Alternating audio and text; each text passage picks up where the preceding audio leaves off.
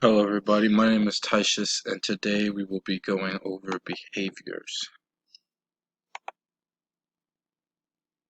So what is a behavior? And a behavior is essentially an outburst from a child, and it can include self-harm, harm to others, and disruptive behavior. There's also other forms you could take, like if you think of anything of a child just acting out and acting unusually towards a situation, that would be considered a behavior. And an example would be like it's like a kid. You take a toy away from a kid, they would cry and they would throw a fit. They would throw themselves on the ground. That's the essence of what a behavior is. And there are three types of behaviors, and we're going to go into each of the types of behaviors. The first behavior is attention seeking, and this just means that this person is trying to gain attention from somebody around them because they feel like they're getting a lack of attention. And they do this by acting out and being disruptive or throwing fits and just trying to get in everybody's way so that they get the attention they want. And the best way to deal with this is just to try to ignore it. Um, if you give them the attention, then they'll learn that if I do this, I'll get attention. So the best way is just ignore it and let them figure out that this is not the right way that they should be acting.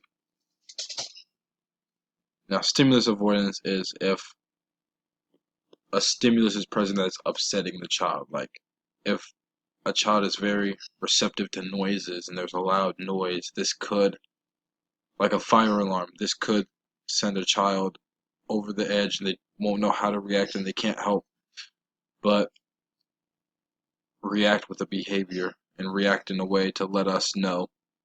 Because most of the children who have these kind of behaviors can't tell you what's wrong. They're nonverbal, so they can't speak to you and say, hey, this is bothering me. So they use a behavior to kind of show us that.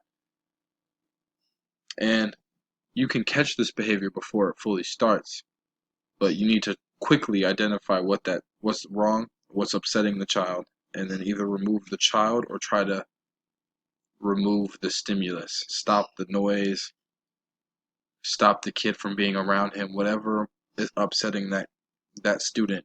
Try to remove the student or remove the stimulus. And then you have like the mad and upset responses. This is just if something doesn't go the student's way or they wanted it to be this way, but we have to do things differently. This is what will happen. These ones can turn into the most dangerous response.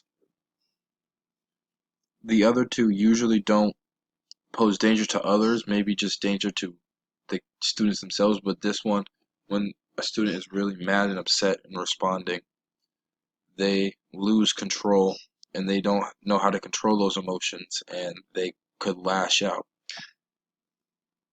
In this situation, the best thing to do is just remove the student.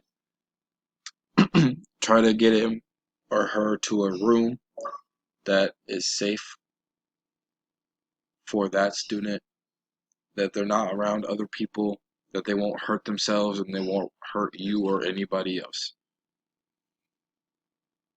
Now, this is the escalation cycle of a behavior. And the escalation cycle is basically the cycle of explaining what happens to the student as the behavior progresses. Now, the stages of escalation would be baseline, or in this case, on the bottom of this hill right here. That's baseline. Now, baseline is normal behavior on any given point on a normal day. It's how you always react, how you always act. It's your true personality. That's what baseline is. And then now we start the escalation phase, which is going up the left side of this hill. Now you have the trigger, which is what is the reason that they are starting a behavior. And then agitation is the behavior continues to progress. And now what was just making them upset is now starting to get under their skin. And then escalation means now they're starting to really express that behavior, starting to express that feeling that they have. And then peak, this is also called crisis, is you can't go back. Once they're here, this behavior will play out. It's going to be the worst that it can be. It's going to hit the wall, hunker down. That's what peak is. And now down on the right side is de-escalation. And that's just the process of coming down from crisis. The students calming down, the students realizing what happened. They're returning to baseline, and then they will recover, and then they will go on from baseline. And here are the words and the written out meanings for those words, just so you guys can see them. And then now this is the flow of escalation. Escalation doesn't just start from baseline. Anywhere from baseline to escalation, before you hit crisis and peak, but anywhere in between there, a behavior can be stopped.